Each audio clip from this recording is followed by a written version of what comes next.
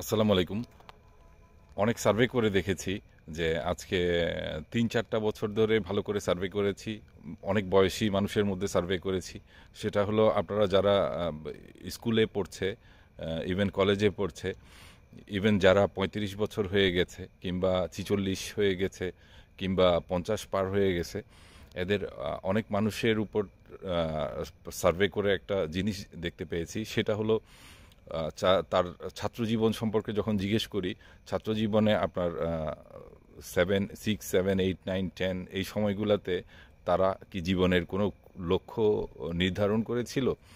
তো বেশিরভাগ বাংলাদেশের মানুষের ক্ষেত্রেই যাদের সার্ভে করেছি বেশিরভাগের ক্ষেত্রেই প্রায় আপনার 100%-এ আপনি 70 থেকে 80%-এর মতোই বলতে পারেন যাদের কোনো লক্ষ্যই ছিল না।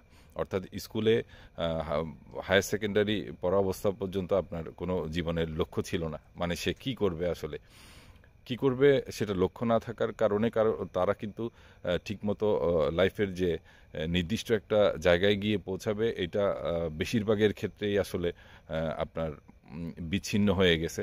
তো আমি বলবো যে ছাত্র জীবনে আসলে ওই যখনই 6, 7 অর্থাৎ 10, 12 বছর 14 বছর হয় তখনই তোমরা যারা স্টুডেন্ট আছো তাদের সবার জীবনে কি করতে চাও সেই লক্ষ্যটা বোঝার চেষ্টা করা উচিত, না হলে আসলে সফল হতে পারবে না।